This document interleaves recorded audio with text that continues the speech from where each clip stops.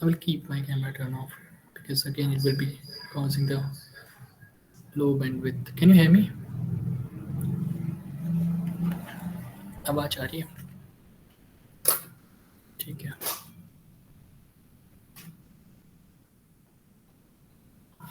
Okay. So, as in the last class, we have covered a lot of things from the NumPy. Now, the next thing that we are moving to will be pandas. Okay. Lot of similarities are there. A lot of things are there in NumPys and pandas are similar. But again, pandas is like if you are a data analyst or if you want to be a data analyst, you have to be aware about the pandas. Q. We'll see the reasons why. और कैसे numpy panda similar है and what are the best features about pandas that are not available in the numpy. We'll see that today. Let me show my screen.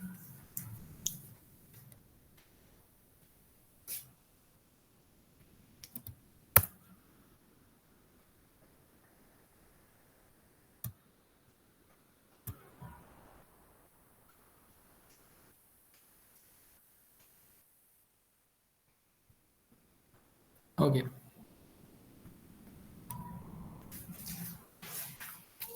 So again, if someone asks you why panda and what is panda, there should be two words that you have to tell.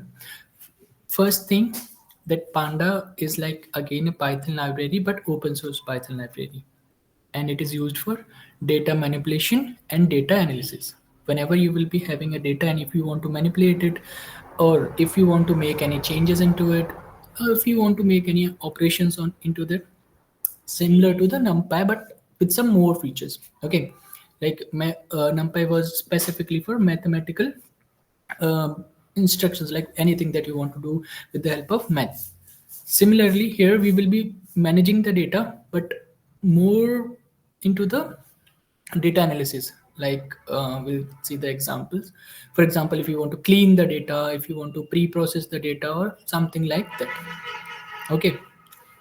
Now, first thing, whenever we will be working with the pandas, there will be one thing that we will be focusing on, that is type of data what we will be using here. So first thing will be tabular data. So tabular data, it's like whenever you have some data which is in the form of a table. For example, you have spreadsheets, you have SQL tables. Okay, so these type of data is known as tabular data. Okay, this is the first structure that we use. Okay, so what is it used for? It is used for tabular data such as spreadsheets and SQL tables. And second thing that is used for time series data. What is time series data? So for example, just think you are storing a data but with a time interval. For example, unemployment in every month. Like if you're calculating the data of unemployment of a country, of a city, or of any place, but you're calculating it every month. So you have some data which has a time interval to be calculated every month. Okay, so that is known as time series data. And once if you are in data analysis, the time series data is also of two types. What as similar, the regular intervals that I was giving you an example, that unemployment, and the second one will be irregular intervals, like our class. Like for example, अगर कभी छुट्टी हुई तो पता नहीं है, कभी भी अनप्रिडिक्टेबल है, अगर हो गई तो हो गई. ठीक है, it's not like we have a अगर ऐसा होता है कि for example if I am marking the leaves on Sundays, every Sunday, that is a data of regular interval. But कभी भी हो जाती है तो इरेगुलर इंटरवल्स. बड़ा बेकार सा एग्जांपल है बट ठीक है, इरेगुलर इंटरवल ये हो गया हमारे पास. तो दो टाइप के हमारे पास टाइम सीरीज डेटा होता है, रेगुलर इंटरवल्स और इरेगुलर इंटरवल्स. थोड़ी सी थ्योरी है, फिर हम आते हैं एग्जांपल्स पे. ठीक है, अब कि ये तो हो गया कि हम किसके साथ हम यूज करते हैं. ठीक है, और हम कहाँ पे मेजरली यूज करेंगे, जो जब हमें कभी डेटा क्लीनिंग करनी होगी या डेटा के साथ कोई प्री प्रोसेसिंग करनी होगी, जब हमारे पास बहुत सारे. और यहाँ पे अच्छी बात होती है कि CSV फाइल्स के साथ हम ज़्यादातर काम करते हैं. CSV फाइल मतलब जब आप एक्सेल में जाओगे तो आप CSV फाइल्स भी स्टोर कर सकते हो. तो मोस्ट ऑफ द टाइम हम एक्सेल्स और स्प्रेडशीट्स पे ज़्यादातर काम कर रहे होते हैं पांडास के थ्रू. ठीक। नाउ जो इसके मेजर फीचर्स होंगे, जो पावरफुल टूल्स होते हैं हमारे पास पांडास में, वो क्या होते हैं? स्लाइसिंग, जो अभी तक हम करते आ रहे थे, बट हमने कभी टेबुलर डेटा के मेजर डेटा पे नहीं किया, वो हम देखेंगे कैसे। तो स्लाइसिंग, फिल्टर करना डेटा को और ट्रांसफॉर्म करना, slicing, filtering and transforming the data, this is the major use for the pandas. Now सबसे अच्छी बात जो पांडा की है कि पांडा को आप इंटीग्रेट कर सकते हो जो डेटा साइंस की हमारी बाकी सारी लाइब्रेरीज होती हैं, जैसे कि हमने पढ़ा था numpy, we can integrate panda with numpy। For example panda के अंदर आप numpy एरेज भी स्टोर कर सकते हो। ये पांडा की एक अच्छी बात है कि panda is allows you to integrated with numpy, matplotlib और भी बहुत सारी लाइब्रेरीज हैं डेटा साइंस में जो हम यूज कर सकते हैं पांडास के साथ। ये होगी अच्छी बात पांडा की। अब आते हैं फीचर्स जो हमें पांडास में होता है। पहला होता है हमारे पास सबसे अच्छा फीचर, वो होता है डेटा स्ट्रक्चर्स का, कि इसमें जो हम डेटा स्ट्रक्चर यूज करते हैं वो कौन से होते हैं। तो पांडास में ना दो टाइप के डेटा स्ट्रक्चर होते हैं। एक तो नॉर्मल जो हम डेटा स्ट्रक्चर, एक एरे जब हम पढ़ रहे थे नंपाई में, इसमें भी एरे होते हैं, बट इसमें ना लेबलिंग और आ जाती है। जैसे हम डिक्शनरीज में लेबलिंग करते हैं ना, ऐसे यहाँ पे भी एक लेबलिंग और आ जाती है। तो पांडास में दो टाइप के हमें डेटा स्ट्रक्चर देखेंगे। एक तो होगा सीरीज में, यानी कि one dimensional array, but labelling के साथ, तो हम उसे बोलते हैं one dimensional labelled array, array array, ठीक है। And second will be data frame. अब डेटा फ्रेम में क्या होगा? टू डायमेंशनल होगा और उसका स्ट्रक्चर क्या होगा? टेबुलर, यानी कि एक टेबल टाइप में होगा। यानी कि पहला तो हो गया सीरीज डेटा स्ट्रक्चर जो वन डायमेंशनल लेबल्ड एरे होगा, और सेकंड हो गया हमारा डेटा फ्रेम जो कि टू डायमेंशनल होगा और टेबुलर स्ट्रक्चर में होगा। बट यहाँ पे भी लेबलिंग होगी रोज एंड कॉलम्स दोनों में, ठीक है। तो की फीचर्स जो पांडास के होते हैं वो तो हो गया इसका एक डेटा स्ट्रक्चर, डेटा मैनिपुलेशन, जो तो मैंने अभी आपको बताया कि आप इसमें फिल्टरिंग कर सकते हो, ग्रुपिंग कर सकते हो, मर्जिंग कर सकते हो, स्लाइसिंग कर सकते हो, रीशेप कर सकते हो, जो भी आपने अभी तक किया सब कुछ इसमें वापस से कर सकते हो with the help of pandas specific modules, ठीक है। और डेटा हैंडलिंग भी हम इसमें अच्छे से कर सकते हैं कि अगर आपको कोई मिसिंग डेटा है तो आप उसको वापस से चेंज कर सकते हो। आपको बताना है कि ये डेटा मिस हो गया कहीं पे भी, आपको पता पड़ा, तो आप उसको कहीं पे जाके फाइंड करने के बाद उसको चेंज कर सकते हो या फिर उस पर डेटा पुट कर सकते हो, ठीक है। और जो अभी मैं बोल रहा था कि जो हमारी नॉर्मल यूज करने में फाइल्स, मतलब नॉर्मली जब हमारे पास हम डेटा आता है हमारे पास, या तो एक्सेल में होता है या फिर हमारे CSV में होता है। तो और जहाँ बड़ी बड़ी कंपनीज होती हैं तो वहाँ पे डेटा किस में होता है? जो हमारे डेटा बेसिस होते हैं। तो जो पांडास है वो हमारे जितनी भी ये टाइप की फाइल्स हैं उन सबके साथ ये सपोर्ट करता है ऑपरेशंस, यानी कि panda supports operation on all type of data that we generally use such as CSV, Excel और डेटाबेसेस, ठीक है। तो ये तो हो गई पांडास के बारे में थोड़ी बहुत कहानी वानी। अब हम जल्दी से आ जाते हैं कि ये सब तो ठीक है, पर क्या फ़र्क होता है कि सीरीज़ और डेटा फ्रेम, जो हम डेटा स्ट्रक्चर की बात करते हैं वो कैसे देखते हैं। तो सबसे पहले अगर आपने पांडास स्टोर नहीं किया तो आपको वही वापस से लिखना जैसे कि हमने उसमें लिखा था।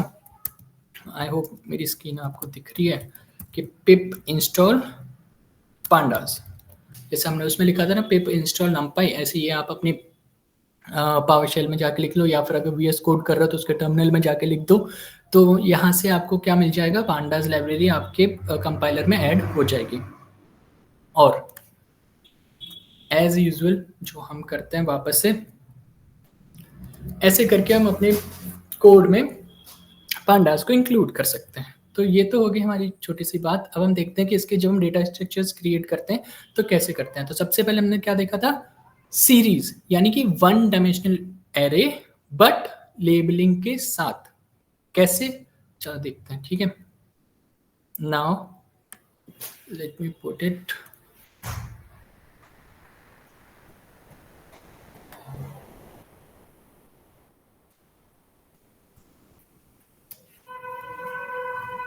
Look.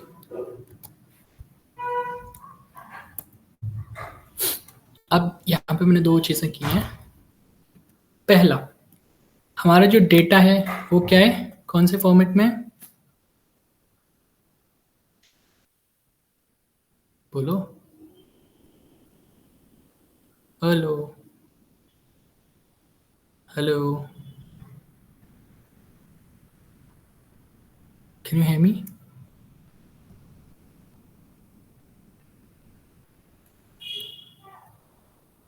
Hello.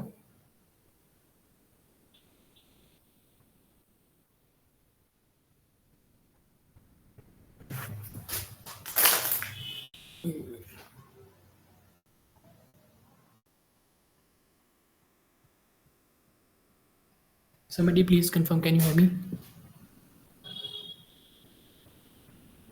Yes, sir, we can. क्या हो गया, बच्चे कहाँ चले गए, सब सो रहे हैं। हेलो, आप लोग क्या कर रहे हो? बोलो, डेटा कौन सा टाइप का है? लिस्ट। ठीक है, बोल दिया। कब से लगा कोई बच्चे नहीं, मैं वापस से आया हुआ, देखा कोई है भी कि नहीं, सब उड़ गया। संडे इज लाइक, सबको लगता हो क्या संडे को भी आ जाता है। देखते हैं, हम संडे को कुछ करना पड़ेगा। ठीक है। कहाँ पर था मैं? कि ये हमारे पास कौन सा डेटा है लिस्ट का। तो ये एक एग्जांपल है सीरीज क्रिएट करना, but with the help of list. अब देखो, ऐसा कुछ नहीं है कि वापस से मैंने मतलब एक डेटा बनाया, डेटा सीरीज तो था ही, लिस्ट तो था ही, पर इसको मैंने एक और नाम दे दिया सीरीज में, और फिर पांडा के एक ऑब्जेक्ट बना लिया यहाँ पे कि pd डॉट सीरीज करके। बट जब एक बार मैंने ये pd डॉट सीरीज करके ऑब्जेक्ट क्रिएट कर लिया, अब इस डेटा के साथ मैं बहुत सारी चीजें कर सकता हूँ। पांडास की जितनी भी फीचर्स हैं जो मैं अभी आपको काउंट करा रहा था, वो सारे के सारे पॉसिबल है सीरीज ऑब्जेक्ट के साथ, अदरवाइज पॉसिबल नहीं है। तो पहले जो हमारा डेटा होगा, उस डेटा को मैं किस में कन्वर्ट करूंगा? सीरीज ऑब्जेक्ट में। और फिर अब मैं सीरीज ऑब्जेक्ट के जो फीचर्स अवेलेबल है पांडास लाइब्रेरी में, उनको यूज में कर सकता हूँ। और ऐसे हम कौन से object जो क्रिएट कर सकते हैं? Only two types of the object. First is, sorry, yeah, so the first is that is in front of a series and the second one is data frames। ठीक है, जो हमारा 2D होता है। Now coming back to the point, okay, now so if I am gonna print it, first thing that I'm sure that पहले तो हमारी normally जो लिस्ट है वो प्रिंट हो जाएगी, बट सेकंड में देखते हैं तो कैसे प्रिंट होता है।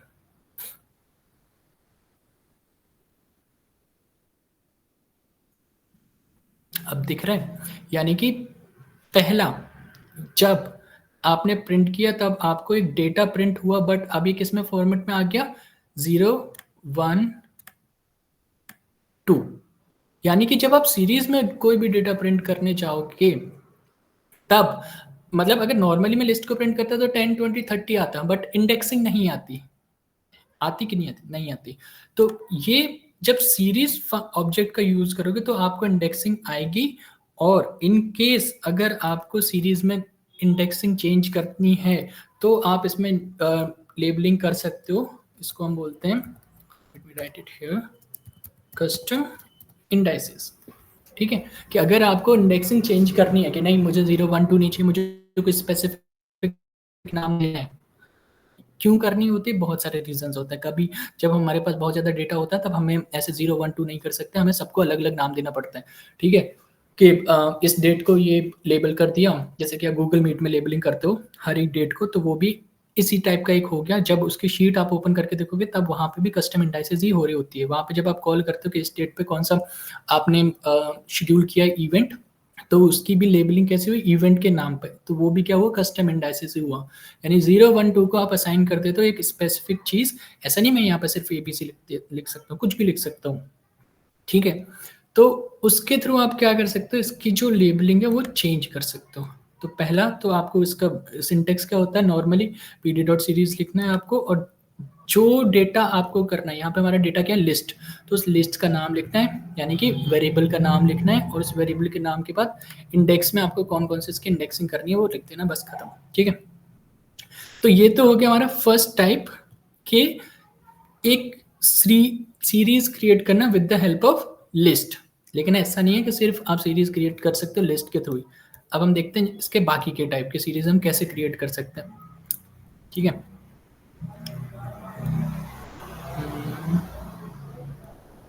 ठीक। numpy एरेज पढ़े थे हमने, जो मैं अभी बोल रहा था कि Python can be integrated with numpy as well. तो उसका एक एग्जांपल देख लेते हैं कि कैसे आपको अगर numpy एरेज को एक सीरीज में पुट करना है तो कैसे करेंगे। ठीक है,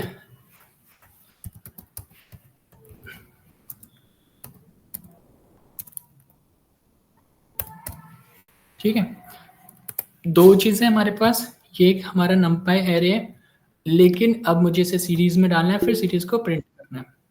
हाँ निखिल बोलो, निखिल कुछ बोलना है आपको? नहीं सॉरी सर। ओके,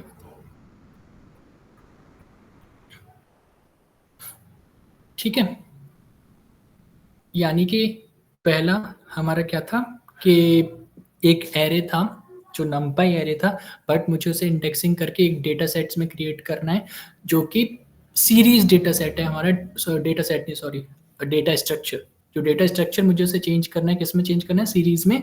तो मैं numpy के डेटा स्ट्रक्चर को पांडास के सीरीज ऑब्जेक्ट के थ्रू चेंज कर सकता हूँ। ये एक और प्लस पॉइंट है पांडास यूज करने का, वरना और कोई लाइब्रेरीज आपस में कंपेटेबल नहीं होती तो फिर एरर आते हैं। ठीक है ना,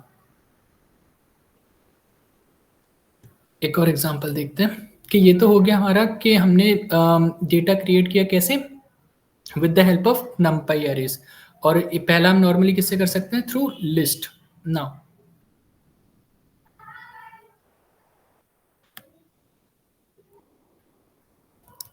अब अगर आपको कोई एक स्केलर वैल्यू है आपके पास, फॉर एग्जांपल मैं 1 2 3 4 5 रखूंगा और मैं इसको एक स्केलर वैल्यू पास करूंगा। जैसे अभी तो मैं डेटा क्या पास कर रहा हूँ, अभी मेरा डेटा है फिक्स कि मैं numpy एरे कर रहा हूँ। उससे पहले मैं डेटा में क्या दे रहा था? लिस्ट। लेकिन मैं अब बोल रहा हूँ कि नहीं, अब मुझे एक स्केलर वैल्यू देनी है, फॉर एग्जाम्पल 5।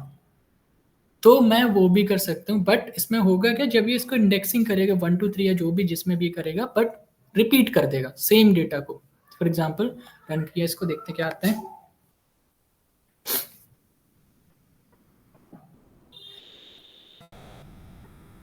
ठीक है, यानी कि वैल्यू क्या है हमारी यहाँ पे? Same. Repeated number of time कितनी बार होगा? इंडेक्स देख सकते हो आप। अब यहाँ पे आपने देखा कि मैंने एक और चीज की कि इंडेक्सिंग में मैंने क्या किया, यहाँ पे 1 2 3 लिख दिया, यानी इंटीजर्स लिख दिए। तो आप जो 0 1 2 वाली इंडेक्सिंग का रूल होता है, वो रूल भी ब्रेक कर सकते हो with the help of pandas series object, और किसी तरीके से नहीं कर सकते हम। अच्छा, एक चीज और देख लेते हैं कि एग्जाम्पल ये चलता भी है कि नहीं। ठीक है ना, फॉर एग्जाम्पल मुझे यहाँ पे प्रिंट करना है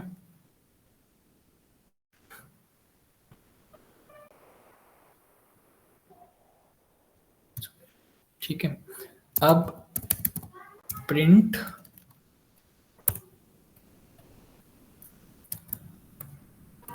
सीरीज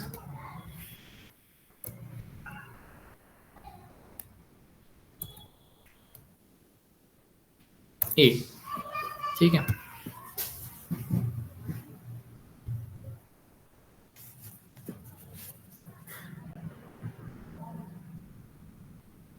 क्या हो गया, इसको क्यों लैग कर रहे हैं?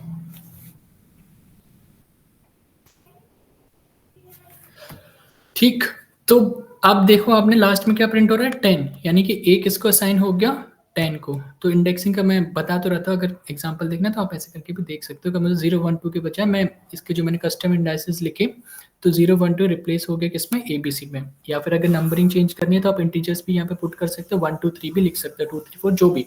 तो जो हमारा रिजिड रूल होता है ना 0 1 2 3 वाला, कि नंबरिंग 0 से स्टार्ट होती है, इंडेक्सिंग 0 से स्टार्ट होती है, वो भी आप चेंज कर सकते हो with the help of series object. ठीक है, तो हमने किससे देखा? हमने देखा कि अगर आपको सीरीज डेटा स्ट्रक्चर क्रिएट करना है तो आप with the help of list कर सकते हो, with the help of array कर सकते हो, numpy एरे कर सकते हो, and with the help of a normal integer value वो भी कर सकते हो। ठीक है ना, एक दो और एग्जांपल देखते हैं। वैसे अब ऐसे बताऊं तो नॉर्मली आपको जब आपको इनपुट टाइप अगर देखने होंगे इसमें सीरीज में, तो मेजर जो हमारे पास होते हैं वो 4 ही होते हैं कि आप लिस्ट के थ्रू कर लोगे, एरेज के थ्रू कर लोगे, स्केलर वैल्यूज के थ्रू कर लोगे, और एक और आ जाता है डिक्शनरीज के थ्रू कर लेते हो। बट डिक्शनरी में अभी नहीं ले रहा हूँ क्योंकि डिक्शनरी में पहले डेटा फ्रेम में बताता हूँ, जिससे कि कंफ्यूज ना हो जाओ, क्योंकि सेम इनपुट आप डेटा फ्रेम में भी दे रहे होते हो, लिस्ट, एरेज, बट चलो मैं एक बार दिखाती हूँ। फॉर एग्जांपल आपको सीरीज क्रिएट करनी डिक्शनरी से, तो वो भी हम कर सकते हैं। लुक, अब ये हमारा डेटा क्या है, एक नॉर्मल डिक्शनरी है, इसमें already keys and values printed है। अब मैं इसको अगर प्रिंट करूंगा तो वापस से सेम लेबलिंग के साथ ही, मतलब वही इंडेक्सिंग के साथ भी हमारा डेटा क्या हो जाएगा, प्रिंट हो जाएगा। Let's see.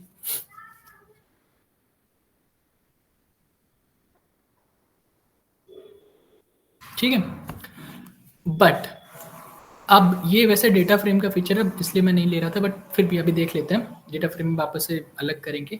लेकिन अब जो हमारी लेबलिंग है इसमें, मतलब डिक्शनरी यूज करोगे तो आपको जो सीरीज का लेबलिंग वाला फीचर है ना, कस्टम लेबलिंग वाला, वो यूज करने की जरूरत नहीं है, क्योंकि इसका जो की होता है वो लेबल की तरह काम करने लगता है। इसलिए हम सीरीज में प्रेफर करते हैं कि वापस से डेटा डॉट सीरीज, फिर उसमें लेबलिंग की बजाय हम एक डिक्शनरी में वैल्यू पुट करते हैं, लिस्ट के बजाय हम किस में पुट करते हैं, डिक्शनरी। लेकिन आपको हमेशा याद रखना है कि आप इसमें सिर्फ वही डेटा डाल सकते हैं जो इटरेबल है। अगर डेटा इटरेबल नहीं है, वो डेटा आप इसमें पुट नहीं कर सकते।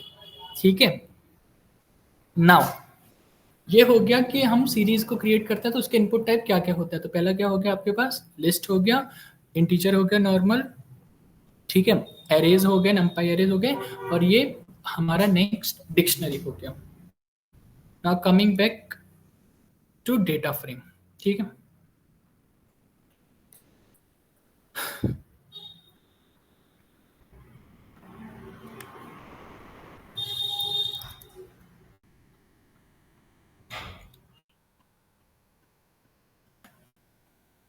लुक, सीरीज में सीरीज लिखना होता है, डेटा फ्रेम में डेटा फ्रेम लिखना, और कुछ फर्क नहीं होता। लेकिन इसमें जब हम डेटा डालते हैं ना, तो डेटा का जो फॉर्मेट होगा हमेशा किस टाइप का होता है, वो होता है जैसे लिस्ट के अंदर लिस्ट। ठीक है, वो हमारा डेटा लिस्ट है, बट लिस्ट इनसाइड लिस्ट। क्यों? क्योंकि हमें 2D में चाहिए, समझ रहे हो। अब जैसे डिक्शनरी तो है, बट डिक्शनरी विद लिस्ट है, कि डिक्शनरी के अंदर लिस्ट है। क्यों? क्योंकि इसकी जो वैल्यूज है वो किसमें, लिस्ट में। तो यहाँ पे जो भी आपका डेटा होगा वो कैसा होगा, 2 डायमेंशनल होगा। बाकी सारा कुछ जो सीरीज में कर सकते हैं वो हम डेटा फ्रेम्स में भी कर सकते हैं। बट डेटा फ्रेम क्या हो गया कि आपको टेबुलर डेटा होगा। टेबुलर डेटा मतलब टेबल्स में होगा, यानी कि 2 डायमेंशनल होगा, बाकी कुछ अलग नहीं है।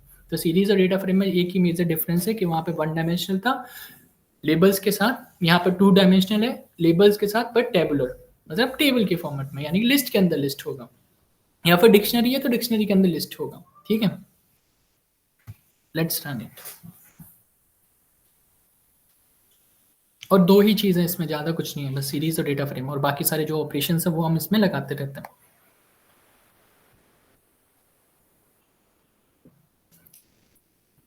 ठीक है, पहले जो हमारा 1 डायमेंशनल था अब 2 डायमेंशनल हो गया, यानी कि जो नेम होगा वो हमारे किस में जाएगा, कॉलम में। नेम और एज किस में जाएंगे, जो कीज होती हैं वो किस में चली जाती है, कॉलम्स में हमेशा। डिक्शनरी अगर इनपुट आपका दे रहे हो उसमें किसमें, डेटा फ्रेम में, तो आपकी जो कीज होंगी वो लेबलिंग बन जाती है हमारे कॉलम्स की, और जो नॉर्मल वैल्यूज होते हैं वो अपने आप में डेटा बन जाती है। बट ये क्या है, लेबल बन जाती है। ऊपर देख सकते हो इसको आप, इंडेक्स नहीं है इसकी, लेबल है।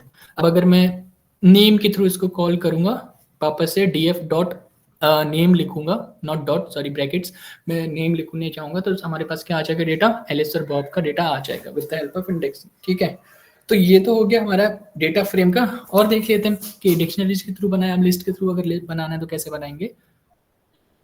बट अगेन लिस्ट सिंगल नहीं डालना है, लिस्ट ऑफ लिस्ट डालना है, क्योंकि अगर सिंगल डाल दिया फिर तो वो क्या हो गया, सीरीज डेटा हो गया। फिर वो डेटा फ्रेम में काम करेगा कि नहीं करेगा वो आपको खुद चेक करना, वैसे कर जाएगा। ठीक है, ना फॉर एग्जाम्पल अब ये हमारा क्या है, एक ये क्या है, लिस्ट है कि नहीं है, ये लिस्ट है। Yes, sir. हाँ चलो बोल दे, या और कोई भी बोल लिया कर, बेचारा कितना काम करेगा सिमरत अकेला, असाइनमेंट भी वही लिखता है, भेजता भी वही है, बोलता भी वही है, परेशान हो जाता होगा, है ना सिमरत?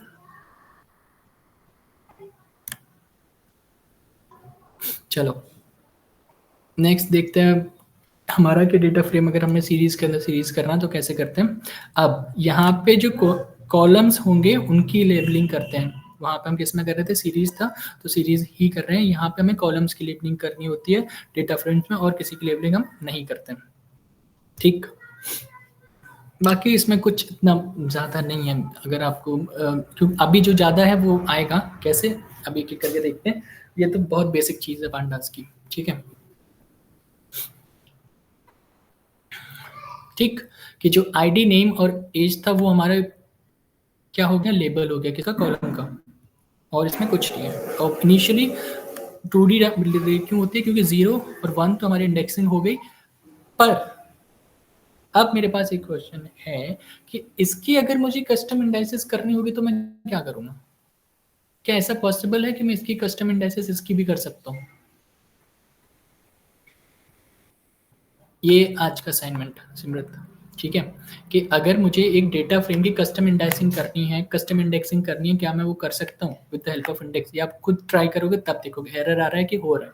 जो हमने अब सीरीज में देखा था कस्टम इंडेक्सिंग जो हम कर रहे थे, अगर डेटा फ्रेम में मैं वापस से इंडेक्सिंग करूंगा, एक इंडेक्स करके लिख दूंगा, तो क्या इंडेक्सिंग हो पाएगी? वो आप खुद देखना, और नहीं हो पाएगी तो फिर कैसे करते हैं, खुद ढूंढना। क्योंकि यहाँ पे 0 और 1 आ रहे हैं बाय डिफॉल्ट, मुझे इसको हटाना है, मुझे यहाँ पे भी कुछ लिखना है, यानी कि कॉलम के बाद रो की भी मुझे इंडेक्सिंग करनी है। ठीक, अब एक और देख लेते हैं कि कैसे नमपाई एरेज से, मतलब सेम ही है बस फिर भी देख लेते हैं कि नमपाई एरेज के थ्रू हम डेटा फ्रेम कैसे क्रिएट करते हैं। तो वही वापस से कॉलम से, कॉलम के थ्रू नमपाई एरे में हमारा एरे के अंदर एरे, बस इनके कॉलम 1 एंड कॉलम 2 लिख जाएगा और कुछ फर्क नहीं है। बट हाँ, अगर मुझे रोज की इंडेक्सिंग करनी होगी वो कस्टम, वो मैं कर सकता हूँ नहीं, वो आपको खुद देखना है। ठीक, तो ये हो गए हमारे इसके भी सारे टाइप। अब और इसमें अब करना है कि ये मतलब ऐसा नहीं है कि आप इतने ही पे रुक सकते हो। अगर आपको करना ही है तो आप डिक्शनरी ऑफ सीरीज का भी एक डेटा बना लो, यानी कि एक डेटा बनाओ। चलो मैं देता हूँ एग्जाम्पल,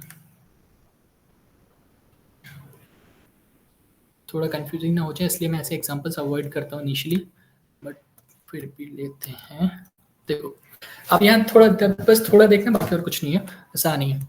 यानी कि जो हमारा सीरीज डेटा था जो हम पीछे लिख रहे थे, अब उसमें मैंने पहले क्या किया, एक लिस्ट डाली, उसकी मैंने इंडेक्सिंग की, वो भी कस्टम। एक और मैंने डेटा सेट बनाया, यानी पहले जो मैं डेटा सेट ले रहा था इसको मैं डेटा लिख रहा था और 10 20 30 और इस पे ही ऑपरेशन लगा रहा था, यानी सिंगल। बट अब मैंने इसको एक डेटा दे दिया और इस पे मैं एक डेटा फ्रेम क्रिएट कर रहा हूँ, यानी कि सीरीज जो डेटा था हमारा उस पर मैं डेटा फ्रेम कर रहा हूँ, बट किसके थ्रू, डिक्शनरी क्रिएट करके। ये कॉम्प्लेक्स नहीं मैं बोलूंगा, बट जनरली हम जो भी डेटा सेट्स यूज करते हैं वो ऐसे होते हैं। अब यहाँ पे कितनी चीजें कंबाइन हो रही हैं। पहला, एक लिस्ट जो हमारा इनपुट है किसका, सीरीज ऑब्जेक्ट का, तो अब ये सीरीज ऑब्जेक्ट हमारे लिए एक पूरा डेटा बन गया। ठीक है, अब ये सीरीज ऑब्जेक्ट को हमने यहाँ पे रखा S1 को। अब ये S1 किस में जा रहा है, ध्यान से देखो, ये एक डिक्शनरी है, यानी कि वैल्यूज जो है इस डिक्शनरी की वो क्या है, ये सीरीज ऑब्जेक्ट के थ्रू आ रही है। और इस सीरीज ऑब्जेक्ट का इनपुट क्या है, एक लिस्ट। अब इसका अगर मैं डेटा प्रिंट करने जाऊँ ना तो देखो काफी अच्छा सा लगने लगता है कि अरे वैसे भी अपने आप प्रिंट हो सकता है क्या।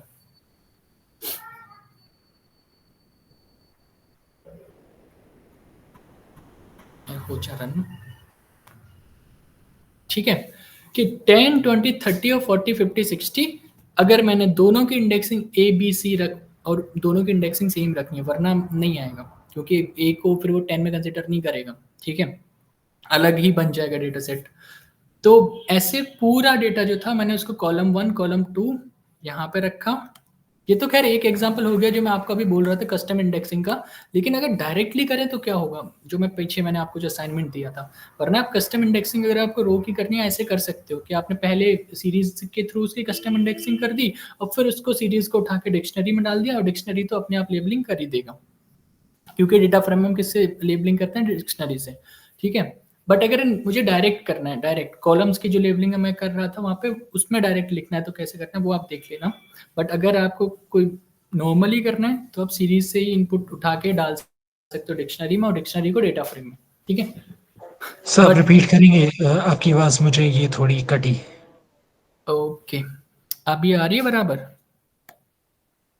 हाँ, अभी ठीक मुझे है। अब आ रही है, अब आ रही है। चलो मैं वापस से पूरा एक रिपीट करता हूँ कि डेटा फ्रेम में जब भी आप कोई इनपुट लेने चाहोगे, सिर्फ एक ही कंडीशन होती है कि वो 2 डायमेंशनल होता है, बाकी आप कहीं से भी कोई भी डेटा क्रिएट करोगे और उसमें डाल सकते हो। फॉर एग्जाम्पल ये जो हमारा था, इसमें जब हमने पहले अभी सीरीज पढ़ रहे थे तो हमने नॉर्मल 10, 20, 30 की जगह हम क्या लिख रहे थे, यहाँ पे डेटा लिख रहे थे, डेटा डेटा को हम असाइन कर रहे थे कोई लिस्ट, बट यहाँ पे हमने सीधा लिस्ट ही रख दिया एज एन इनपुट। और उस लिस्ट की जो इंडेक्सिंग थी वो मैंने वेरिएबल, मतलब कस्टम इंडेक्सिंग के थ्रू मैंने इसको वेरिएबल्स दे दिए A B C, not variables, characters बोल लो। और फिर यहाँ पे एक और मैंने सेम सीरीज ऑब्जेक्ट बनाया जिसमें मैंने वैल्यूज दी 40, 50, 60। और अब ये क्या हो गया, हमारे पास 2 सीरीज के डेटा स्ट्रक्चर्स हो गए। अब इसको मैंने एज एन इनपुट यूज किया इस डिक्शनरी में। ये क्या है, डिक्शनरी की सिंटेक्स है। तो S1 और S2 क्या है, हमारे वैल्यूज, और इन वैल्यूज की जो वैल्यू है यहाँ पे वो क्या है, एक सीरीज ऑब्जेक्ट। तो वो यहाँ से पहले लेबलिंग होगी उसकी 10, 20, 30 को 0, 1, 2 के बजाय ABC से जाना जाएगा। और वो किस में जाएगी, रो में, क्योंकि इसके थ्रू आप जो भी इंडेक्सिंग करते हो वो किस में जाती है, रो में। क्यों, क्योंकि 1 डायमेंशनल होती है, ठीक है। लेकिन डेटा फ्रेम्स के थ्रू आप इंडेक्सिंग करते हो किस में जाती है, वो जाती है ऊपर कॉलम्स में। यानी कि कॉलम 1 और कॉलम 2 जो कीज थी इस डिक्शनरी की, वो अब किसकी हो गई, लेबलिंग कॉलम्स की। यानी कि अपने कॉलम्स और रोज दोनों की इंडेक्सिंग कर ली, और डेटा जो था वो फॉर्मेट हमने कर दिया, ठीक है। तो ये हम डेटा फ्रेम्स में बहुत सारे डाल सकते हैं कि आपको बस 2D रखना है, बाकी आप जो चाहो वो उसमें एज एन वैल्यू इनपुट कर सकते हो। बस 2 डायमेंशनल होना चाहिए और टेबुलर फॉर्म होना चाहिए, यानी टेबल के फॉर्म में होना चाहिए, ठीक है। ठीक है सिमरत, सुनाई दिया अभी?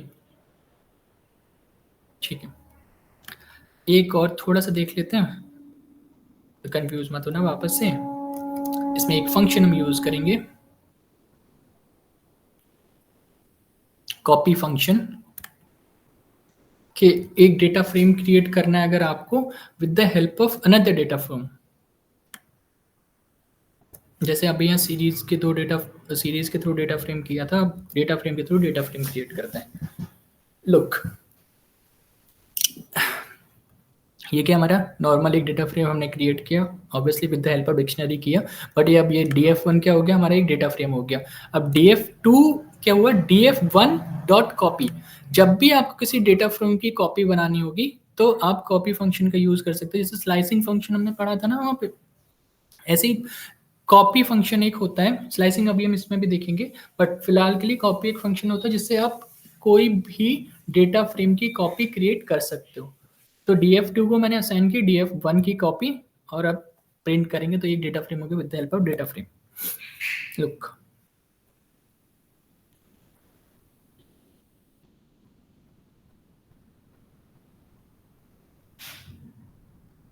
ठीक है। और असाइनमेंट आपका क्या था कि आपको चेक करना है कि मुझे 0, 1 कैसे हटाना है बिना सीरीज डेटा दिए, ठीक है। कस्टम मुझे इंडेक्सिंग करनी है, वो कैसे करना है, ठीक। अब आ जाते हैं वापस से जो हमें ऑपरेशंस होते हैं पांडास में। Wait a minute, let me put it on charge.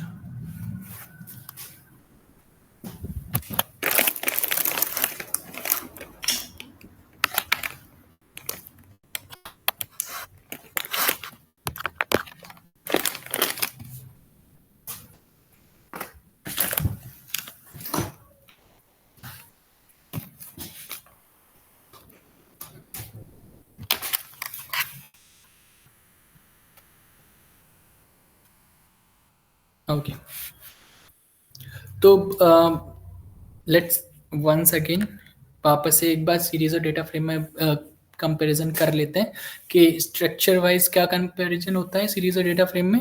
कि सीरीज में जो आपका स्ट्रक्चर होगा डेटा का वो क्या होगा, वन डायमेंशनल, एक लेबल्ड एरे, और डेटा फ्रेम में क्या होगा, two dimensional, rows and columns के फॉर्मेट में एक टेबल के थ्रू। इनपुट टाइप्स क्या होते हैं सीरीज में, लिस्ट जा सकता है, डिक्शनरी जा सकता है, एरे जा सकता है, स्केलर वैल्यूज जा सकते हैं। डेटा फ्रेम में इनपुट टाइप क्या होते हैं, यहाँ पे बस एक चीज चेंज हो जाती है कि आप स्केलर वैल्यूज पुट नहीं कर सकते, आप या तो डिक्शनरी पुट करोगे या लिस्ट पुट करोगे या एरे पुट करोगे, और सीरीज को आप पुट कर सकते हो इसमें, मतलब जो आप सीरीज बनाओगे कोई, तो सीरीज को भी डेटा फ्रेम में क्या कर सकते हो, पुट कर सकते हो। अब लेबलिंग सीरीज में कैसे होती है, सिंगल एक्सिस में, यानी कि रोज वाइज जो आपको दिखती है वो index normal, but data frame में लेबलिंग कैसी होती है, रोज एंड कॉलम्स दोनों में। ठीक है, सीरीज आपको कहाँ पे यूज करना है, जहां पे आपको सिंपल डेटा सेट्स दिखेंगे वन डायमेंशनल। ठीक है, डेटा फ्रेम्स आपको कहाँ यूज करना है, जहां पे आपको टेबुलर डेटा दिखेगा, टेबुलर डेटा मतलब टेबल के फॉर्मेट में। ठीक ना,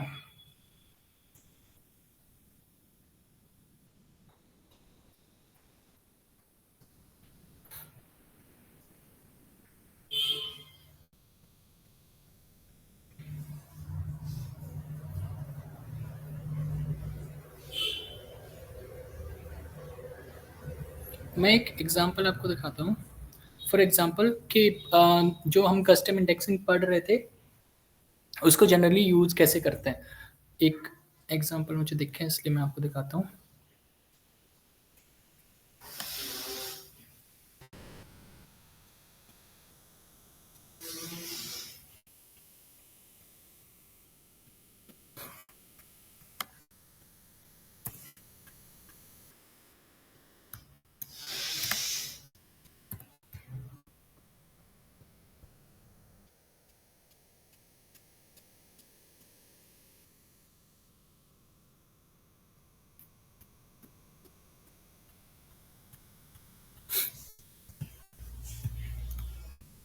लुक, यहाँ पे मैं रो और कॉलम दोनों की इंडेक्सिंग करूंगा, बट अगेन यहाँ पे मैं दो फंक्शन मैंने यूज करके नहीं किए हैं। अगेन यहाँ पे वही मैंने किया है कि इंडेक्सिंग की है डेटा फ्रेम्स में, बट कॉलम की इंडेक्सिंग और दोनों रो की इंडेक्सिंग एक ही डेटा फ्रेम में नहीं की है। वो आपको ट्राई करना क्या होगा उसको करने के बाद। और एक और इसमें अभी फंक्शन है वो अभी हम देख रहे हैं, मतलब बाद में देखते हैं डिटेल में, फिलहाल कि अभी इतना समझ लो कि ये जो लॉक नाम का फंक्शन होता है वो क्या करता है, अगर आपको कभी भी कोई भी आपको रो को एक्सेस करना है, रो के कस्टम इंडेक्सिंग को एक्सेस करना है, तो आप उसमें लॉक फंक्शन यूज करते हो। ठीक है, नाउ अब जब मैं इसे रन करूंगा तब डेटा देखो कैसे सेट होके आता है हमारे पास। क्यों हम डेटा स्ट्रक्चर्स या फिर डेटा एनालिसिस या डेटा साइंस जिसमें भी हम पांडास को यूज करते हैं, लेट्स सी। देख रहे हो पूरा अपने आप एक एक्सेल जैसा फॉर्मेट बन के नहीं आ रहा अपने आप से। फॉर एग्जाम्पल एम्प्लॉय 1 उसकी नेम ये है, एज इतनी, सैलरी इतनी है। एम्प्लॉय 2 नेम इतना है, एज इतनी है, सैलरी इतनी है। एम्प्लॉय 3 इतनी है। अब जो नेम बॉब है जो यहाँ पे मैंने पुट किया था, एक्चुअली इसमें इधर से हो गया इस वजह से डेटा ऐसा है, नेम इतना उसका, एज इतनी, सैलरी ये। लेकिन अब मुझे इसको एक्सेस करना होगा एम्प्लॉय 2 की सारी कहानी, तो वो भी मैं एक्सेस कर सकता हूँ with the help of lock. यानी कि एम्प्लॉय 2 ये लेबलिंग देखेगा, एम्प्लॉय 2 लेबलिंग ये रही हमारे पास, और एम्प्लॉय 2 लेबलिंग में क्या क्या इन्फॉर्मेशन है हमारे पास वो भी आप उसका, मतलब फॉर एग्जांपल बॉब उसका डेटा था 30, उसकी सॉरी बॉब उसका नाम था, एज उसकी 30 थी, सैलरी उसकी 60,000 थी। तो ऐसे करके आप किसी भी एम्प्लॉय की कोई भी डेटा जो आपने क्रिएट किया वो एक्सेस कर सकते हो with the help of lock. तो ऐसे बहुत सारे फंक्शन, ये तो मैं एक बता रहा हूँ कि जिससे आप पूरा डेटा क्रिएट कर सकते हो, मतलब क्रिएट करने के बाद आप उसको एक्सेस कर सकते हो।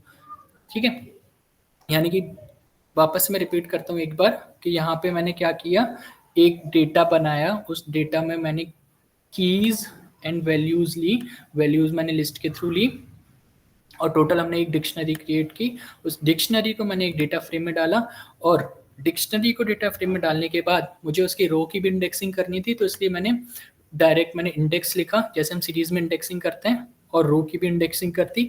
अब ये डेटा किस में हो गया हमारा, रो और कॉलम के फॉर्मेट में हो गया। क्यों? क्योंकि डेटा फ्रेम है तो 2D डेटा आउटपुट में आएगा ही आएगा। ठीक है, फिर मैंने नॉर्मली डीएफ को प्रिंट किया। जब मैं डेटा फ्रेम को प्रिंट किया तो कितना डेटा प्रिंट हुआ, इतना। अब मुझे चाहिए कि एम्प्लॉय 2 की मुझे कहानी पता करनी, कि एम्प्लॉय 2 के पास नाम, पता, एड्रेस जो भी मैंने सेव किया होगा वो मैं एक्सेस करने के लिए मैं, और ये रो वाइज एक्सेस करता है लॉक फंक्शन। ऐसा नहीं कि हम कॉलम वाइज नहीं कर सकते, कॉलम वाइज भी कर सकते हैं, बट लॉक स्पेसिफिकली फॉर रो। तो ये लॉक एम्प्लॉय 2 मैंने लिखा, तो उस एम्प्लॉय 2 की पूरी कहानी यहाँ आ गई। ठीक है, और डी टाइप आया हमारे पास ऑब्जेक्ट।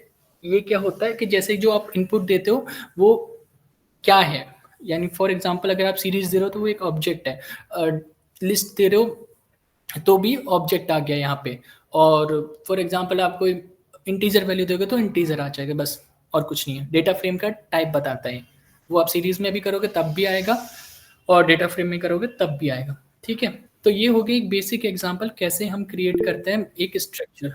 बोलो सिमरत भाई। सर आपने जो होमवर्क दिया कि जिसमें हमें ये इंडेक्स चेंज करनी है, हम यही कोड नहीं लिख सकते हैं उसमें? नहीं नहीं नहीं नहीं, वही तो मैं आपसे बोल रहा हूँ कि वो नहीं करना है। हर एक में वापस से बोल रहा हूँ, क्योंकि मैंने 2 तरीके अभी तुम्हें बताए कि कैसे मैं इंडेक्सिंग कर सकता हूँ रो की। मैं तुम्हें बोल रहा हूँ कि आपको क्या करना है, कि अभी मैंने बताया था ना कि कॉलम के थ्रू मैं कर रहा था इंडेक्सिंग कॉलम की, एक नॉर्मल डेटा फ्रेम की। देखा था पहले एग्जाम्पल? अरे यार रुको वापस से करता हूँ। अच्छा देखा था, ठीक है। तो कॉलम के थ्रू की, अगर मैं कॉलम और इंडेक्स साथ साथ लिखूंगा तो क्या वो काम करेंगे? मैं बस इतना बोल रहा हूँ, बस उतना करके देखना। वैसे तो मैंने 4 तरीके बता दिए आपको। अब ऑब्वियस सी बात है कुछ होता होगा तभी इतने सारे तरीके वापस से हमें रो के इंडेक्सिंग करने के लिए, बट नॉर्मली एक ही लाइन में मुझे करना है तब के लिए। ठीक है ना?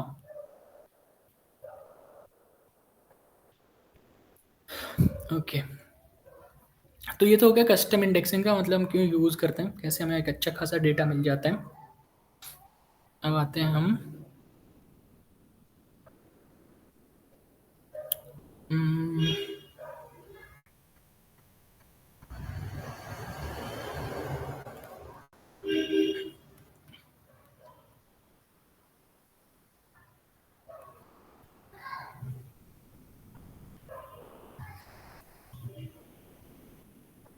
ठीक है।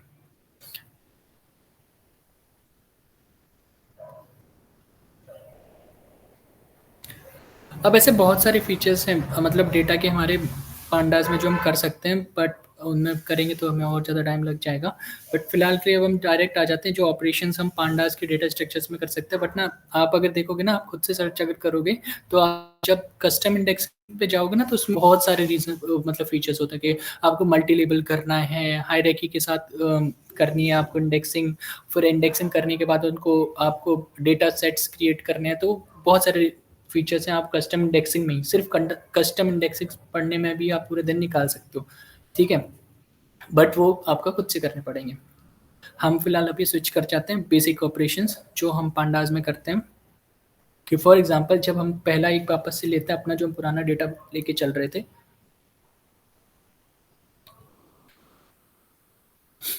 ना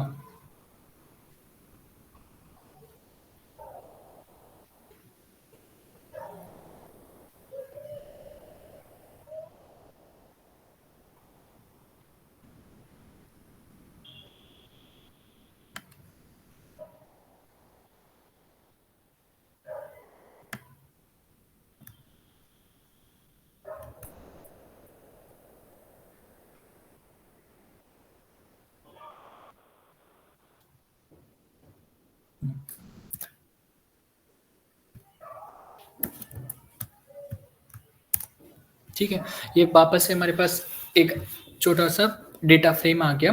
अब इस डेटा फ्रेम में हम क्या क्या ऑपरेशंस कर सकते हैं। ठीक है, तो पहला आता है वो है हेड एंड टेल, कि जो डेटा है हमें वो कैसे देखना है, कि आपको फर्स्ट और लास्ट रोज देखनी है डेटा फ्रेम के, तो आप कैसे देख सकते हो वो। अब हम देखते हैं इसमें फर्स्ट एग्जांपल।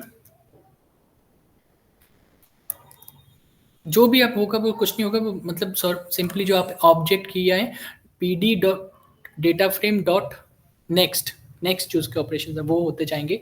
अब डेटा फ्रेम की जैसे पहला है डॉट हेड, डॉट हेड क्या करता है आपको? डॉट हेड हेल्प करता है रोज को देखने में, ठीक है। कैसे देखते हैं, प्रिंट होने दो इसको।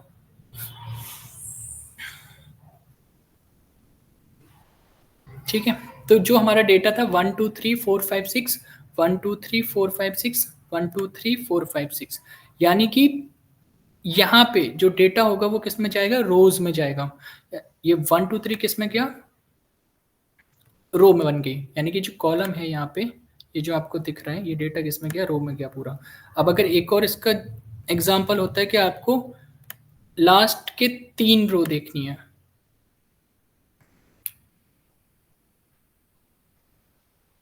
वैसे तो इसमें 3 ही रो है बट हम काम कर लेंगे।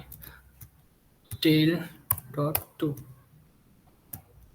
इसको हटा देते हैं।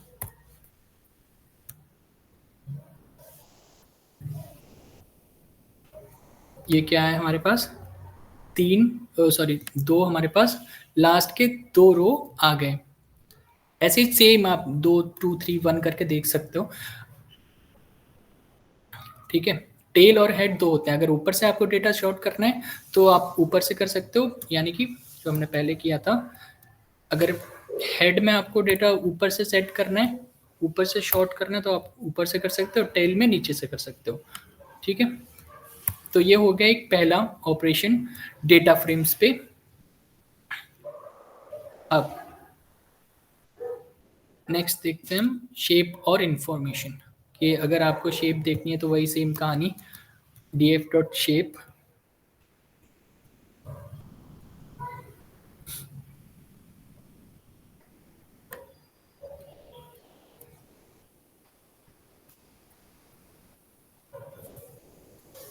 ठीक है, शेप शेप के आगे हमारे 3x2। शेप के साथ साथ अगर आपको डेटा टाइप भी पता करना है तो इन्फो का यूज करके आप इसमें डेटा टाइप पता कर सकते हो। अब डेटा टाइप्स के साथ में इसमें एक और आता है कि नॉन नल वैल्यूज जो होती है, यानी कि जहाँ पे जैसे पिछली बार हम बोल रहा आपका cross force sir please repeat कीजिए डॉट इन्फो के बाद, आपकी आवाज कट रही है।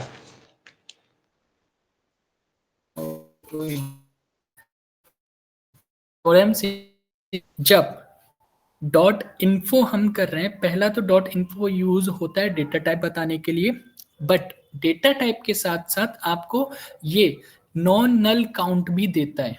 नॉन नल यानी कितने स्पेस खाली नहीं है, बस और कुछ नहीं। जो आपका डेटा आपने टेबल बनाई है डेटा फ्रेम में, ऑब्वियस सी बात है कहीं पे हो सकता है कि मान लीजिए कहीं मैं डेटा क्रिएट कर, जो मैं इंपोर्ट करूंगा एक फाइल, उस इंपोर्ट फाइल में कुछ डेटा के स्पेसेस हैं जहाँ पे खाली है, वो वहाँ पे वैल्यूज नहीं है, तो वो नॉन नल काउंट भी मुझे इंफॉर्मेशन के थ्रू मतलब सॉरी इंफॉर्मेशन इन्फो के थ्रू मैं नॉन नल काउंट भी कर सकता हूँ। एक तो मुझे डेटा टाइप बता देगा ये हर एक एलिमेंट का, और दूसरा मुझे बता देगा कि नॉन नल काउंट क्या है, ठीक है। खाली जगह भी मुझे पता पड़ जाएंगी, जो मेरे डेटा टेबल में डेटा की जो खाली जगह होंगी वो भी मुझे यहाँ से पता पड़ जाएंगी, ठीक है।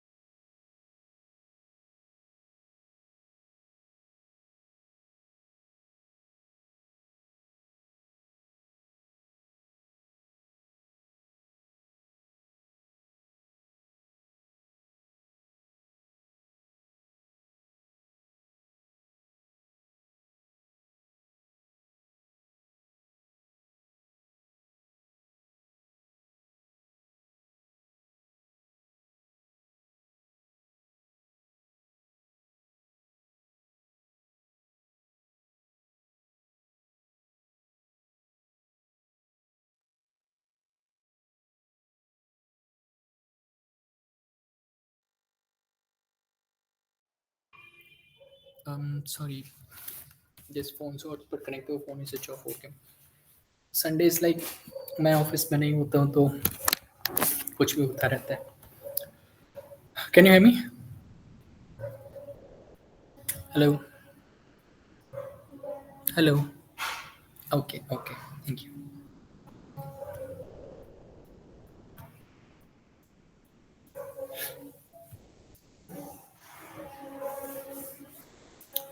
ठीक है. So what I was talking about the describe function जो हम यूज करते हैं पूरे डेटा के साथ. तो जितने भी स्टैटिक्स पॉसिबल हो सकते हैं डेटा में, मतलब आप ऐसा समझो, जो मैं इतने दिन से बता रहा था कि आपको नंपाई में आप मीन निकाल सकते हो, मिनिमम निकाल सकते हो, स्टैंडर्ड वैल्यू निकाल सकते हो, काउंट निकाल सकते हो. इसमें टेंशन ही नहीं लेनी है, सिर्फ आपको डिस्क्राइब लिखना है. जो आपका 20,000 30,000 1 लाख जो भी डेटा होगा CSV फाइल आप उसमें पुट करो, df.describe लिखो, खत्म. और कुछ नहीं करना है. सारा आप देख सकते हो यहाँ पे. काउंट भी बता दिया, मीन भी बता दिया, स्टैंडर्ड वैल्यू बता दी, मिनिमम भी बता दिया, 25% भी बताया, 50% भी बताया, 75% भी बताया, मैक्स भी बताया. देख रहे हो मेजर जो आप डेटा एनालिसिस में देख रहे होते हो, वो लोग क्या कर रहे होते हैं, वो एज अ डेटा साइंटिस्ट यही एक्सपेक्ट करते हैं आपसे कि आपको ये सारे फंक्शंस आ रहे हैं कि नहीं आ रहे हैं. वरना एक नॉर्मल बंदा भी जानता है कि कैसे आपको वो चलाना है, एक्सेल. ठीक है. बट एक्सेल में आप ऐसे नहीं कर सकते हो. इसलिए एज अ डेटा साइंटिस्ट हम एक्सपेक्ट करते हैं एज ए कंपनी कि अगर आपको ये सारे फंक्शंस आ रहे हैं, वरना आपको दिया जाए किसी बंदे को जिसको गलती से वो हायर हो गया डेटा साइंटिस्ट की पोस्ट पे, उसे ये सारे फंक्शंस नहीं पता है, उसको मैं बोलूँगा ये ले भाई इतना सारा डेटा, अब तू जाके इनका क्या कर, मीन निकाल या स्टैंडर्ड वैल्यू निकाल. मैं उसको 5 काम दूंगा, मीन, स्टैंडर्ड वैल्यू, मिनिमम और मैक्सिमम वैल्यू निकाल. अगर उसने नंपाई पढ़ा होगा, उसने पांडास ने अच्छे से नहीं पढ़ा होगा, तो जाएगा नंपाई के फंक्शंस लगाएगा सारे डेटा पे, इंपोर्ट करेगा, फिर मीन निकालेगा, फिर उसके स्टैंडर्ड निकालेगा, फिर मिनिमम वैल्यू निकालेगा, फिर मैक्सिमम वैल्यू निकालेगा, फिर ऐसे करके वो आधा दिन में काम करके देगा जो पूरा काम था 2 मिनट. ठीक है. इसलिए जो डेटा साइंटिस्ट और डेटा एनालिस्ट वाले रोल है वो हाईएस्ट पेड है यूएस में. क्यों? क्योंकि टाइम बचाना होता है. ठीक है. तो ऐसे बहुत सारे फंक्शंस आपको मिलेंगे पांडाज में जो स्पेसिफिकली डेटा एनालिसिस के लिए है. तो हम उनका यूज़ करते हैं और हमारा जो टाइम होता है कि इन सबको निकालने में मुझे आधा घंटा लग जाता है, वो मैंने सिर्फ 2 सेकंड में कर लिया. यहाँ पे छोटा डेटा था, डिपेंड करता है हम कितना डेटा यूज़ कर रहे हैं और कितना हमारा कंप्यूटर का प्रोसेसर है उस पर. पाइथन स्लो है, पर इतना भी स्लो नहीं है कि आपका अगर 20,000 या 1 मिलियन का डेटा तो उसको प्रोसेस नहीं कर सकते. ठीक है. तो एक ये हो गया डिस्क्राइब फंक्शन. मेजर आप देखोगे तो डिस्क्राइब फंक्शन कई बार हम एज मतलब कैसे बोलूँ कि डेटा साइंटिस्ट आप यूज करते हो. ठीक है. ना अब आ गया कि आपको कोई अगर डेटा सेट दिया गया है, उसको एक्सेस करना है with the help of columns.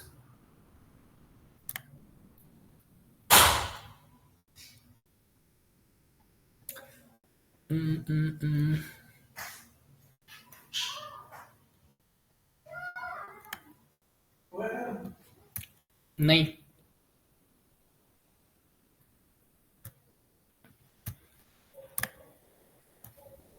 Look, तो अब ये मैंने डेटा फ्रेम बनाया with the help of dictionary. ठीक है. लेकिन अब मुझे इसके रोज एंड कॉलम को एक्सेस करना है, तो मैं क्या लिखूंगा, नॉर्मल सा कुछ नहीं, x is a single column, then df column का नाम. ये तो पता ही, अभी मैंने आपको करके दिखाया था. ठीक है. बट इसमें एक और जो फीचर हमारे पास आता है वो ये है कि आप मल्टीपल कॉलम्स भी क्या कर सकते हो, एक्सेस कर सकते हो. उसके लिए आपको कुछ नहीं करना, 2 कॉलम्स को एक साथ लिख देना और कुछ नहीं. ठीक है. एक लिस्ट क्रिएट करके आपको मल्टीपल कॉलम भी एक्सेस कर सकते हो. ठीक. रन नहीं करूंगा, वो टाइम जाएगा. अब रो अगर एक्सेस करनी है तो रो के लिए मैंने आपको बताया था अभी एक फंक्शन, वो होता है लॉक. ठीक है. कि लॉक फंक्शन के थ्रू आप रो को एक्सेस कर सकते हो. यानी कि फॉर एग्जांपल आपने कोई डेटा बनाया, उस डेटा में इंडेक्सिंग 0 1 2 3 के थ्रू थी. ये वाला डेटा नहीं, कोई और डेटा. मान लो वापस से पुराने डेटा पे आ जाते हैं. ठीक है. इसमें भी उससे ही चाहेगी, छोड़ो अब ऐसे लिख देता हूँ, df.log. इसमें जो हमारा डेटा था वो किससे 1 2 3 में है ना। तो अब ये क्या करेगा, लॉक 1 यानी कि 1 इंडेक्स पे, फर्स्ट इंडेक्स पे जो रो है उसको आप क्या कर सकते हो, प्रिंट कर सकते हो। वो जैसे अभी हम लॉक फंक्शन का यूज करके मैंने आपको दिखाया था पीछे, सेम वैसे ही, कुछ नया नहीं है। लेकिन अगर आपको इंडेक्सिंग के थ्रू, यानी कि ये तो हो गया लेबलिंग के थ्रू, जिसको मैंने लेबल दिया है 1, ऐसा मत समझना कि ये अगेन मैं वापस से बोल रहा हूँ, यहाँ पे इंडेक्सिंग का इतना कोई भाव नहीं देता। पांडास में इंडेक्सिंग भी लाइक तो क्या करें, हो तो बने रहो, ठीक है ऐसा। तो इंडेक्सिंग का इसमें कुछ नहीं होता। ये 1 जो मैं लिखूंगा ये होगा नंबर लेबल, ये नहीं होगा, वापस से रिपीट कर रहा हूँ, ये नहीं होगा जो फॉर्मल इंडेक्सिंग होती है। पर फिर भी अगर आपको फॉर्मल इंडेक्सिंग के थ्रू करना है तो इसमें ना आई लॉक का यूज करना होता है। आई लॉक मतलब इंडेक्स लॉक। तो इंडेक्सिंग जब स्पेसिफाई करोगे तब ये जाएगा कि हाँ, तब ये अपने आप समझेगा कि 0 पे 1 है, 1 पे 2 है एंड 2 पे 3 है, वरना ये नहीं समझेगा, ये लेबल ढूंढेगा, ठीक है। बट अगर आपको थ्रू इंडेक्सिंग करना है तो आपको आई लॉक यूज करना है। क्लियर। नाउ एक और चीज देखते हैं कि अगर आपको डेटा स्लाइस करना है, स्लाइस के सिंपल सा कंसेप्ट है, कुछ नहीं है, जो आपने पढ़ा था, इतनी बार आप पढ़ चुके हो स्लाइसिंग का। एक नॉर्मल स्ट्रिंग को जैसे स्लाइस करते हैं ऐसे इसमें भी स्लाइस कर सकते हैं। लेकिन इसमें जो स्लाइसिंग होगी वो कैसे होगी, रोज के थ्रू होगी। 0:2 में लिख रहा हूँ तो इसमें जो स्लाइसिंग होगी वो किसके थ्रू होगी, रोज के थ्रू। इसको मैं रन कर लेता हूँ, इसको हटा देता हूँ वरना टाइम ज़ाया होगा, ठीक है। लुक,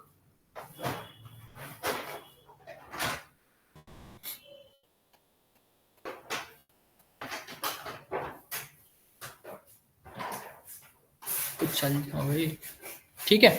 तो इसमें जो स्लाइसिंग हुई वो कैसे हुई, रोज के थ्रू हुई। यानी कि जो मेरा डेटा था उसमें पहली रो यानी कि 0 इंडेक्स और दूसरी रो 0 और 2 के बीच में अगर आप ऐसे लिखोगे तो हमेशा याद रखना इसमें जो इंडेक्सिंग होगी रोज के थ्रू होगी, और 2 लिखोगे अगर लास्ट में तो आपका एक स्टेप पहले आएगा। फॉर एग्जांपल अगर मुझे यहाँ पे प्रिंट करनी है तीनों रोज या फिर एक रो प्रिंट करनी है तो मैं यहाँ पे 0:1 लिखना पड़ेगा, ठीक है।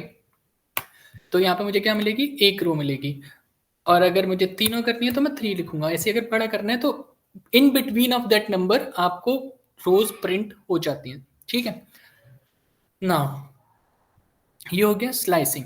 ये मैं बहुत छोटे डेटा सेट पे कर रहा हूँ, ये मत समझ लेना यूजफुल नहीं है। जैसे मैंने अभी आपको एक बड़ा डेटा सेट के लिए साथ दिखाया था वैसा ही ये यूजफुल है। तो ये हो गया स्लाइसिंग। एक और इम्पॉर्टेंट कंसेप्ट है वो होता है फिल्टरिंग। फिल्टरिंग में क्या होता है कि जिसमें आप कंडीशंस लगा सकते हो। यानी कि जो हमारा पुराना डेटा सेट था, फॉर एग्जांपल अच्छा वही ये वाला, अब ये पुराने डेटा सेट में मुझे कंडीशंस लगानी है। वो कंडीशन क्या होगी, कंडीशन लगानी है मुझे कि फिल्टर्ड डीएफ बनाऊंगा मैं, जिसमें मैं लिखूंगा, ये तो मैंने अभी आपको बताया कि एज के थ्रू आप क्या कर सकते हो। ये हो गई लेबलिंग, यानी कि मैंने एक एज नाम के कॉलम को एक्सेस कर रहा हूँ, यानी किसको एक्सेस कर रहा हूँ, इसको एक्सेस कर रहा हूँ। बट इसमें और वापस से इसको, इसके अभी कोई यूज नहीं, इसको ये कंसीडर भी नहीं करेगा, ठीक है। जो मैंने आपको दिखाया था डेटा फ्रेम करके, ये इसका भी कोई काम नहीं है।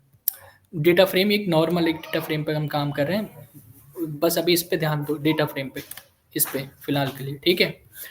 तो ये क्या करेगा, जिसकी एज ग्रेटर देन 30 होगी सिर्फ उतने को प्रिंट करेगा। यानी कि ये हो गया कि आपको फिल्टरिंग कैसे कर सकते हैं। ये तो ग्रेटर देन लिखा है, greater than, less than, greater than equal to, greater than, less than equal to, जो करना है आप वो सारे इसमें ऑपरेशंस लगा सकते हो। जितने कंपैरिजन ऑपरेटर्स हमने पढ़े थे वो आप फिल्टरिंग के थ्रू यूज कर सकते हो, ठीक है। अब ऐसा नहीं है कि सिर्फ कंडीशनल ऑपरेशंस ही हम लगा सकते हैं, सॉरी कंपैरिजन ऑपरेटर्स लगा सकते हैं, हम इसमें कंडीशनल भी लगा सकते हैं। फॉर एग्जांपल कि एज 25 से ज़्यादा हो और सैलरी 55,000 से ज़्यादा हो। तो आप देख रहे हो कि ये अभी मैं वापस से बोल रहा हूँ, ये 2 लाइन का डेटा है, इसलिए आपको भले ही लगे कि ये छोटी सी चीज़ है। जब एज अ डेटा साइंटिस्ट आपके साथ बहुत बड़ा डेटा होता है तब ये बहुत यूजफुल कंसेप्ट होते हैं कि आप कैसे फिल्टरिंग कर सकते हो with the help of pandas. Panda नहीं होगा तो आपको मैंने अभी बताया, आप गलती से डेटा साइंटिस्ट की जगह हायर हो गए, तो जो मैंने अभी बोला था कि आपको अगर इन्फो का कंसेप्ट नहीं पता, आपको डिस्क्राइब का फंक्शन नहीं पता, तो आप हफ्ते लगा दोगे करने में वो नहीं होगा। ठीक है, तो ये हो गया इसका एक और एग्जांपल कि कैसे हम कंडीशनल्स और कंपैरिजन दोनों का यूज यहाँ पे कर सकते हैं। एक और आ गया मॉडिफाई करना हो अगर डेटा, तो कि मुझे एक नया कॉलम ही बनाना है। मैं ये सारे यहाँ पे लिख रहा हूँ, आप मैं रन नहीं कर रहा हूँ क्योंकि रन करने में पता नहीं क्यों 2 घंटे ले रहा है, इंटरनेट स्लो मेरा। तो आप ये सारे स्क्रीनशॉट ले लो या जो भी आपको फिजिबल लगता है कर लो, जिससे आपको सारे, वरना तो कुछ प्रैक्टिस करना ही नहीं है क्योंकि बचे कितने लोग हैं, खुशी, निखिल, सिमरत, मुनीब। सिमरत अभी पता पड़ा मैंने क्यों 9 बजे तक क्लास नहीं रखी, और थोड़ी देर और रखूंगा, अभी तुम दोनों लोग भी निकल जाओगे। ठीक है, फॉर एग्जाम्पल अगर आपको कोई लेबल जो आपने किया उसको चेंज करना है, इसको रन करना, तब आपको पता पड़ेगा 0.1 के किस काम का है। फिलहाल के लिए मैं आपको इतना बता रहा हूँ, अब ऐसे तो दिख ही रहा है मल्टीप्लाई हो रहा है और कुछ नहीं है, 0.1 से मल्टीप्लाई हो जाएगा। मतलब एक नॉर्मल आप मल्टीप्लिकेशन भी इस पर कर सकते हो और नाम भी चेंज कर सकते हो कि जो DF बोनस है। अब ऐसे समझो कि यार मैं अगर एक HR हूँ या फिर मैं HR हूँ, मैं अपने उसको बोलूँगा कि भाई तू सबकी सैलरी में, और मैं कौन सी कंपनी, गूगल का ही HR बन जाता हूँ। अब जब सोच ही रहे हैं तो छोटा क्यों सोचे, बड़ा सोच लेते हैं। ठीक है, तो मैं गूगल कंपनी का HR हूँ, मेरे अंडर बहुत सारे एम्प्लॉयज़ हैं, मैं एक डेटा एनालिस्ट या डेटा साइंटिस्ट को बोलता हूँ कि सबकी सैलरी में 0.1% का बोनस दे दो। क्यों? क्योंकि दिवाली है, नहीं दिवाली नहीं, गूगल बड़ा वाला गूगल, तो क्रिसमस है। ठीक है, तो क्रिसमस है, क्रिसमस पे सबको 0.1% का बोनस दे दो और मुझे उसकी लिस्ट दे दो। तो कैसे क्या करना है, लेबलिंग तो है, डेटा तो है, बोनस लेबल मैं चेंज कर लूंगा, पूरा डेटा सेट सबका डालूंगा जो ऑलरेडी मैंने बना रखा होगा, 0.1 से मल्टीप्लाई करूंगा और बोनस नाम के लेबल में एक और लेबलिंग होके मुझे कॉलम मिल जाएगा। ठीक है, तो ऐसे हम यूज करते हैं और कुछ नहीं है। तो ये क्या हो गया हमारा कि अगर अभी तक हमने मतलब जो देखा कि फिल्टरिंग और स्लाइसिंग, ये हो गया हमारा मॉडिफाइंग द डेटा, कि अगर आपको डेटा मॉडिफाई करना है तो कैसे कर सकते हो। लेकिन अब मान लो कि मैं बहुत अच्छा काम कर रहा था, बहुत अच्छे काम करने की वजह से मेरी सैलरी बढ़ गई और डेटा सेट में मुझे सैलरी बढ़ानी है, तो उसके लिए मुझे डेटा वापस से मॉडिफाई करना पड़ेगा। तो HR वापस से डेटा साइंटिस्ट को बोलेगा कि इसकी सैलरी जो डेटा सेट में दी चेंज कर दो। तो कैसे करेंगे, ढूंढने नहीं जाएंगे क्योंकि ढूंढने गए तो महीने निकल जाएंगे सैलरी ढूंढने में। तो मैं वापस से जाऊँगा और मैं बोलूँगा कि जो रो में पहले नंबर 0 में लिख रहा हूँ, जो आपको लिखना है वो लिख लेना, 0 नंबर के रो पे, 0 नंबर लेबल के रो पे जो बंदा है उसकी सैलरी जो थी 50,000 से हटा के 52,000 लिख दो, 52 मतलब 52,000 लिख दो। ठीक है, 52,000 से चेंज करती, तो वो भी मैं कर सकता हूँ। तो ये डेटा होगा 50,000 का चेंज होकर कहाँ पहुंच जाएगा, 52,000 पे। तो ये भी हो गया मॉडिफिकेशन एक और टाइप का। अब जो मैं आपको बोल रहा था, हैंडलिंग द मिसिंग डेटा, कि अगर आपको कोई डेटा मिस है तो उसको कैसे करना है। ठीक है, जो मैं अभी आपको बताया था, नोनल नंबर काउंट कर रहे थे हम इन्फो के थ्रू, ऐसे ही फॉर एग्जांपल ये एक फंक्शन होता है इज नल, यानी कि जो डेटा नहीं होगा उसका, ये डेटा सेट आप क्या करना है, 60,000 हटा देना यहाँ से, फिर इसको प्रिंट करके देखोगे तो ये आपको बता देगा कि कितनी जगह पे, मतलब कौन से इंडेक्स पे डेटा नल है। इंडेक्सिंग कस्टम है तो इसलिए कस्टम इंडेक्स ही आपको मिलेगा, वो आपको बता देगा कि कौन सी जगह पे डेटा नहीं है, यानी कौन सी जगह पे डेटा मिस है। ठीक है, और एक और चीज़ें होती हैं कि लाइक फॉर एग्जांपल कोई डेटा है जहाँ पे किसी की कोई रो है, जैसे हम खाली जो रो होती है डेटा सेट्स, हम जब एक नॉर्मल, इसमें क्या नाम है उसका, एक्सेल, हाँ नॉर्मल एक्सेल में देखते हैं कि मान लो कोई रो खाली है कोई, तो अब मुझे खाली रो को हटाना है, तो उसमें क्या लिखूंगा मैं, ड्रॉप एन ए का मतलब ड्रॉप, ये यहाँ तक ड्रॉप एन ए, याद करने के लिए ड्रॉप एन ए, तो ड्रॉप ड्रॉप ना नहीं है ये, ड्रॉप एनी का मतलब कि जहां पे भी आपको खाली रो दिखे, ये सिंपल रो पे काम करता है।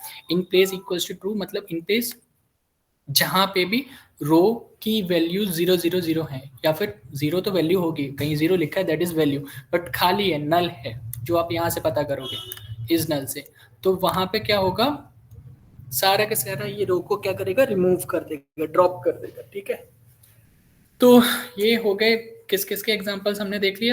हमने एग्जांपल देख लिया कि अगर आपको डेटा स्लाइस करना है कैसे करना है, डेटा एक्सेस करना है कॉलम के थ्रू, रो के थ्रू कैसे करना है, फिल्टर करना है डेटा तो कैसे करना है, मॉडिफाई करना है तो कैसे करना है, मिसिंग डेटा हैंडल करना है तो कैसे करना है। ऐसे ही एक और डेटा होता है, एक और चीज रहती है शॉर्टिंग द डेटा, ये आपके ऊपर मैं छोड़ता हूँ वरना 8:15 ऑलरेडी हो गए। बता ही देता हूँ थोड़ा और सहलो, ज़्यादा नहीं, गालियाँ मत देना कोई। ठीक है, सॉर्टिंग बाय सिंगल कॉलम, मैं फंक्शंस यहाँ पे लिख रहा हूँ, आप डेटा खुद से लिख के प्रिंट करके देखना। ठीक है, ये क्या करता है कि जो आपको एज नाम का कॉलम बनेगा ना, उसको शॉर्ट करके सिर्फ एज नाम के कॉलम को रिजेक्ट प्रिंट कर देगा, और कुछ नहीं है इसमें नया, इसको शॉर्टिंग बोल रहे हैं इसलिए। एज नाम का आपको प्रिंट करना है तो आप यहाँ से प्रिंट कर सकते हो, लेकिन उसके लिए तो आप नॉर्मल भी प्रिंट कर सकते थे ना, कि df.age लिखता तो मैं वो भी प्रिंट हो जाता, तो फिर इसकी क्या यूज, मैं क्यों इसको यूज करूँ। ठीक है, अगर आपको ये सवाल नहीं आया तो बहुत गलत बात है, पर इसका जो यूज होता है वो सिंगल कॉलम के लिए नहीं होता, क्योंकि सिंगल कॉलम का तो मैं नाम लिख के भी प्रिंट कर सकता हूँ ना, उसमें क्या है। बट अगर शॉर्टिंग करनी है आपको मल्टीपल कॉलम्स के थ्रू, तब ये यूज आता है। कैसे, ठीक है, एज और सैलरी असेंडिंग में लिखा है ट्रू और फॉल्स, जब आप इसको रन करोगे तब आपको पता पड़ेगा ट्रू और फॉल्स, अगर आपने इसको रन नहीं किया तो ये आपके लिए एक राज की बात रह जाएगी। ठीक है, मैं नहीं बताऊंगा, इसलिए आपको ये रन करना ही करना है, वरना आपको नहीं पता पड़ेगा ये ट्रू और फॉल्स का मतलब क्या है। ठीक है, बट यहाँ पे 2 कॉलम शॉर्ट होंगे, एक एज और एक सैलरी। ट्रू और फॉल्स का क्या मतलब है वो आप रन करोगे तभी आपको पता पड़ेंगे, पहले ट्रू ट्रू करके रन करना, फिर ट्रू फॉल्स करके कर लेना। निखिल गुप्ता, वरना नहीं करोगे, इसलिए आप कुछ तो रहे ना जिससे आपको रन करना, वरना एक भी फंक्शन रन करने वाले नहीं हो आप, मुझे पता है। ठीक है, तो ये हो गया शॉर्टिंग का एक और एग्जांपल, कि आप सिंगल कॉलम के बजाय मल्टीपल कॉलम में भी कैसे शॉर्टिंग कर सकते हो। ठीक, तो ये हो जाते हैं हमारे खत्म बेसिक, आपस में मैं वर्ड यूज करूं, बेसिक ऑपरेशंस विद पांडास, वरना अभी इसमें बहुत सारे ऐसे ऑपरेशंस हैं जो आप यूज करते हो as a data scientist, but हमें तो पाइथन प्रोग्रामर बनना, डेटा साइंटिस्ट तो अलग डोमेन होगी, इसलिए वो हमारे काम के नहीं है। ठीक है, अब पांडास में और भी फीचर्स आते हैं, अब सारे लोग नहीं है तो फिर उन लोगों के साथ गलत बात हो जाएगी, तो मैं कल भी थोड़े बहुत कंसेप्ट लूंगा, जैसे कि डेटा को ग्रुप करना है, मर्ज करना है कोई डेटा को, एक्सपोर्ट और इंपोर्ट कैसे करना है। ठीक है, तो वो हम कल देख लेते हैं। तब तक के लिए आप बहुत सारे डेटा सेट्स आपके पास अवेलेबल, आपको पहले भी बोला था कि आप डेटा सेट्स डाउनलोड कर लो, गूगल पर डालोगे बहुत सारे डेटा सेट्स मिल जाएंगे, उनको डाउनलोड करने के बाद आप उन पर बहुत सारे ऑपरेशंस लगा के देख सकते हो, बड़ा मज़ा सा आता है। ठीक है,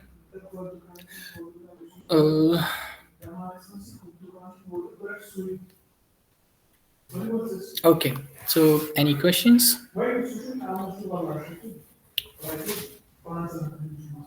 खुशी, निखिल, मुनीब, सिमरत, तुम चारों भी तो सो नहीं गए, जिंदा हूँ, चलो सिमरत तो है।